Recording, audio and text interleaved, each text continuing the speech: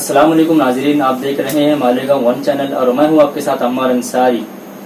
आज हम एक अहम मुद्दे पर बात करना चाहेंगे। हमारे साथ मौजूद है आरिफ नूरी साहब, जो हिफाजत ग्रुप के सदर हैं। शहर भर में साफ सफाई का फुकदान और गंदगी, उसकी एक अहम वजह वाटर ग्रिज की नाअहली और नाकिस काम है। पूरे शहर में देख लेंगे आप, पूरी तरफ सब तरफ गंदगी है। तो इसी मुद्दे को लेकर हम आरिफ नूरी साहब से बात करेंगे। आरिफ नूरी साहब, आपको क्या लगता है कि ये इसकी असल वजह क्या है? वाटर ग्रेस कंपनी जो है मालेगांव शहर में तकरीबन 8 सालों के करीब में 8 सालों से काम कर रही है। इन 8 सालों में अगर आप पिछला रिकॉर्ड उठाकर देखेंगे अखबारात के जरिए, मीडिया के जरिए जी, तो कई मरतबा कारपोरेशन की जानिब से, कमिश्नर की जानिब से उसको नोटिस दी गई और 2-3 मरतबा उस पर जो है पेनल्टी लगाई गई, चार्ज लगाया गया।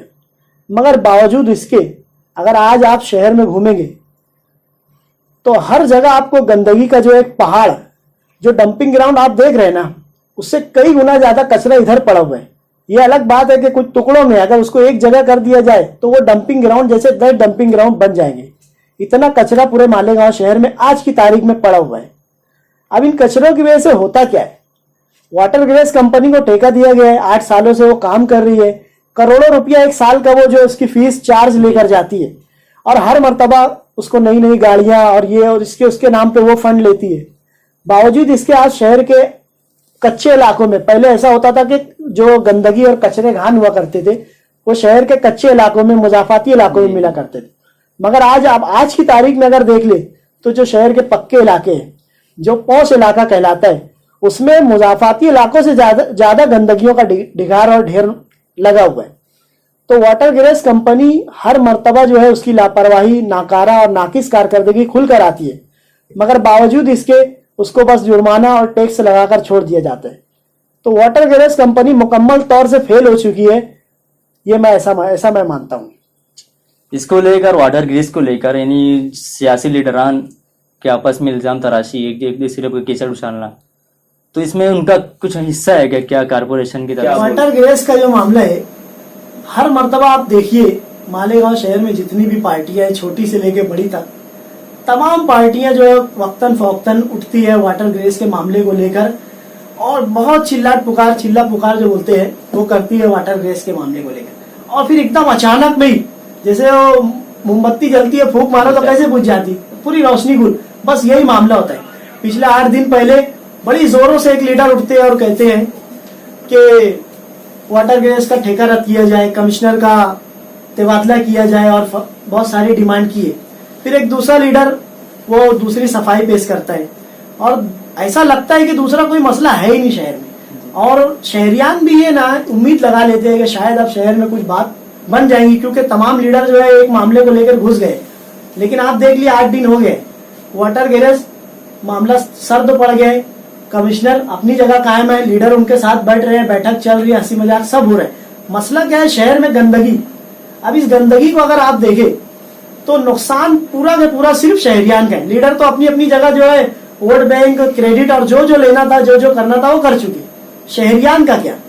क्योंकि ये जो कचरे का मामला है, इसकी वजह से ये कचरा जब महीनों हफ्तों पड़ा रहता है और उसमें जो गीला कचरा, सूखा कचरा मिक्स होकर उसमें बदबू पैदा होती है और ये कचरा जो है आस पड़ोस में फैलता है, तो इसकी वजह से बहुत सारी बीमारियां होती है। जरासीम जो इसमें पैदा होते हैं, मच्छर पैदा होते हैं और दीगर कीड़े मकोड़े। तो इसकी वजह से खास तौर से बच्चों पर ज्यादा असर होता है इस पर। सरकारी हॉस्पिटलों में आप सर्वे करेंगे तो उसमें बहुत सारे बच्चे जो है इसी वजह से एडमिट है। और अगर आप इसका सर्वे निकालेंगे और सर्वे करेंगे हॉस्पिटलों का, तो महीने भर के अंदर तकरीबन सैकड़ों की तादाद में जो है इस बीमारी या इस गंदगी की वजह से जो बीमारी पैदा होती है, इसकी वजह से बच्चे एडमिट है।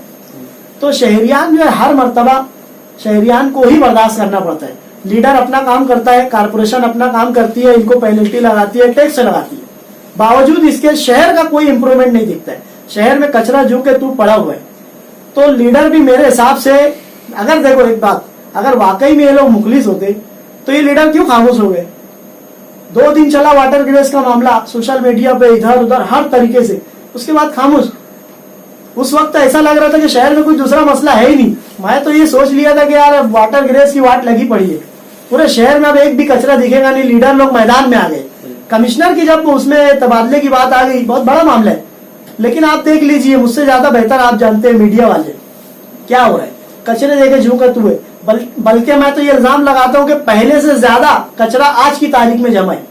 यानी इनको जब इन पर जब एक्शन लेने की बात आई तो ये और ज्यादा नाकारा और नाअहल हो गई।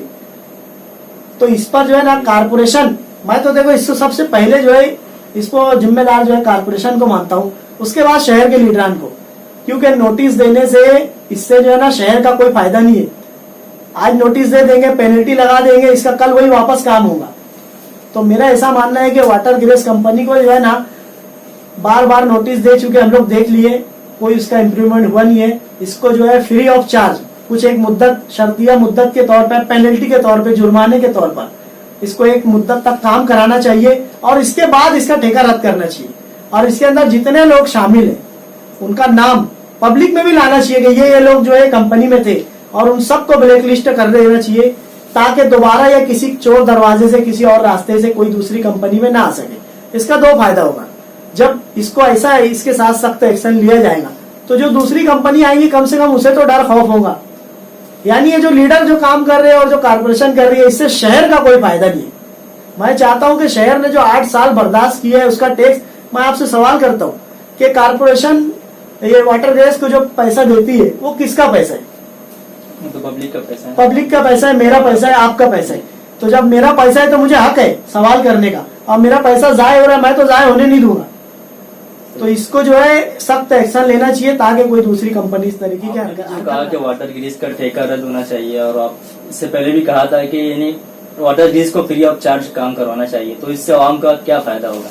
आवाम का यही फायदा होगा, जैसे 8 साल मैंने उसकी फीस भरा वाटर ग्रेस की, और मेरे ही बच्चे बीमार पड़े, मेरा ही शहर खराब हुआ है।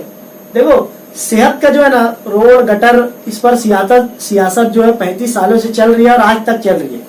रोड बन रही है, गटर बन रही है, उस पर पेचवर्क हो रहे हैं, करोड़ों रुपया जाए हो रहे हैं, मगर सबसे जरूरी चीज है शहरियान की सेहत।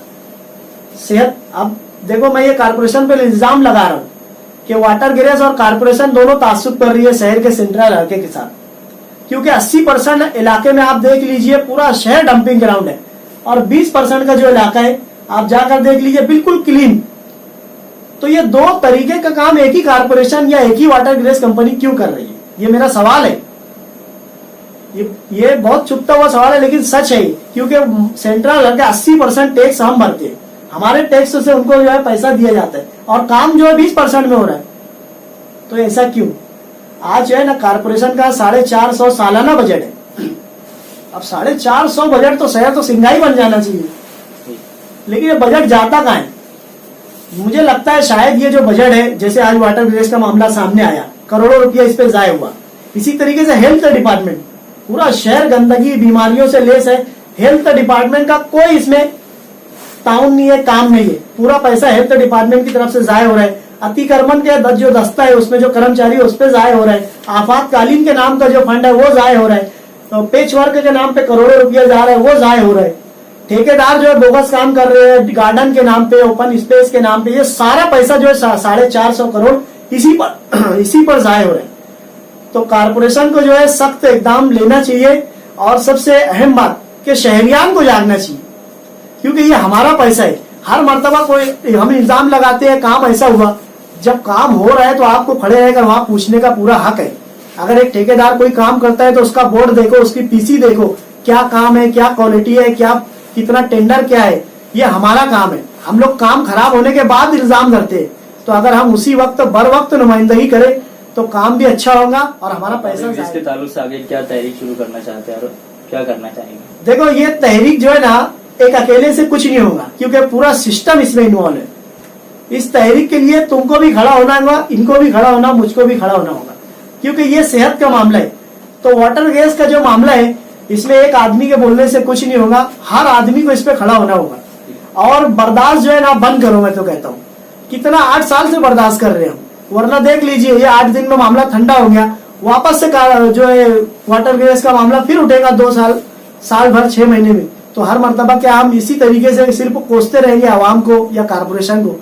तो डॉक्टरों से, टीचरों से, उलमाए किराम से, खास तौर से उलमाए किराम से और शहरियान से गुजारिश है कि वो जो है सफाई सुथराई का ख्याल रखे और अपने करीब में कचरे को बर्दाश्त भी ना करे। इसके लिए आप जो कदम उठा सकते हैं सख्त से सख्त वो उठाए। ऐसी मेरी गुजारिश है। इस तहरीक को जो है आम होना चाहिए, किसी एक शख्स के साथ नहीं होना चाहिए, पूरे शहर को तहरीक बनना होगा और इसके खिलाफ। इससे पहले आरिफ नूरी साहब ने एक तहरीक शुरू की थी, वो है मल्टी स्पेशलिटी हॉस्पिटल। उसके ताल्लुक से हम आपसे जानना चाहेंगे उसकी तहरीक अब तक कहाँ तक पहुंची, आगे क्या करना है, कि वो तहरीक अब ठप पड़ चुकी है, ऐसा कुछ तो नहीं है? देखिए, हम तो मानते हैं अल्लाह का बेपनाह करोड़ा एहसान है कि हमारी तहरीक पूरी तरह कामयाब हुई। अब पूछेंगे आप वो कैसे? सबसे पहला काम होता है किसी भी आवाम को जागरूक करना, बेदार करना, ये सबसे बड़ा काम है। काम हो जाता है कहाँ जाता है पता नहीं, लेकिन जागरूक करना हमारा जो पहला टारगेट था कि पूरा शहर, देखो सब भूल चुके थे, 2000 लोगों की मौत भूल चुके थे, लॉकडाउन की तकलीफ भूल चुके थे, बीमारियों को भूल चुके थे। हमने लोगों को याद दिलाया, हमने लोगों को बताया कि शहर में हॉस्पिटल की कितनी जरूरत है। और आज अल्हम्दुलिल्लाह अल्लाह का शुक्र है कि हर कोई हॉस्पिटल की बात कर रहा है। कोई 1.5 साल पुरानी मशीन की बात कर रहा है, कोई दादा मुझसे कह रहे हैं कि मैंने सोनोग्राफी मशीन लाया, कोई डॉक्टर साहब कह रहे हैं कि शहर में डॉक्टरों की हॉस्पिटल की जरूरत है, कोई नौजवानों की टीम अली अकबर में विजिट करती है। तो गोया कि हर कोई आज हॉस्पिटल के ताल्लुक से बात कर रहे हैं। तो ये कामयाब हुई तहरीक। दूसरी बात कि हमने शहर के उलमाए किराम को रिक्वेस्ट की, गुजारिश की कि आप इस मामले में आगे आइए। कुछ कानूनी अभी पेचीदगियां चल रही है, मामला ऐसे है नहीं कि कोई बड़ा प्रोग्राम लिया जाए या कुछ तरीके से लोगों को जमा करके कुछ ऐसा किया जाए। तो उलमाए किराम जो इस पर मुत्तफिक है, वक्त तो आएगा तो वो आगे भी आएंगे। और सियासी लीडरान में 1-2 सियासी लीडरों से, जिसमें से अतीक कमाल साहब है, मुस्तकीम डिग्निटी साहब है, इनसे और भी दीगर सियासी लीडरों से बात हुई है। उन्होंने हमें आश्वासन दिया है। अतीक कमाल साहब ने तो यहाँ तक कहा है कि जरा सा हालात सही होने दो, हम लोग एक वक्त की सूरत में राजेश टोपे साहब से मुलाकात करेंगे और इस ताल्लुक से प्रस्ताव रखेंगे। और तीसरी अहम बात कि कम से कम हम लोग ईमान के पहले और दूसरे दर्जे में तो है। हमने तकलीफ देखी शहर में, हम मजदूर लोग हैं, मैं मेहनत मजदूरी करने वाला लोग है। मेरे साथ जो है कासिफ सम्मान साहब, वो चैनल के डायरेक्टर है, एक इमाम है सुन्नी जमीयतुल अवाम के, गुफरान अशरफी साहब एक इमाम है, जुनैद सारा साहब एक बिजनेसमैन है। हमको ये चीज दिक्कत समझ में आई, कम से कम हम लोगों तक जाकर पैगाम तो पहुंचा रहे। हमारी तहरीक सरदनी हुई है। हमने शुरू में भी कहा था, कासिफ सम्मान साहब का बहुत अच्छा इस पे एक आर्टिकल भी आया था कि मिशन मल्टी स्पेशलिटी हॉस्पिटल एक अजान, मतलब कि हम सदा लगा रहे, हम लोगों से कह रहे हैं कि देखो इस चीज की जरूरत है, आपके पास पावर है, ओहदा है, ताकत है, आप इस मामले में आगे आइए। अब लोगों का काम है कि इसमें आगे आए। और इस तहरीक, ये जो हॉस्पिटल का मामला है, ये महीने 2 महीने का नहीं है, इसमें साल भी लग सकते हैं। और इंशाल्लाह हम बुनियाद के पहले पत्थर का काम कर दिए। इंशाल्लाह अल्लाह चाहा तो किसी न किसी के जरिए से ये तहरीक कामयाब होंगी, ये हमें अल्लाह की जात से उम्मीद है। बहुत बहुत शुक्रिया आरिफ नूरी साहब। नाज़रीन, आज के लिए इतना ही। मैं हूँ आपके साथ अम्मार अंसारी। देखते रहे मालेगांव 1 चैनल।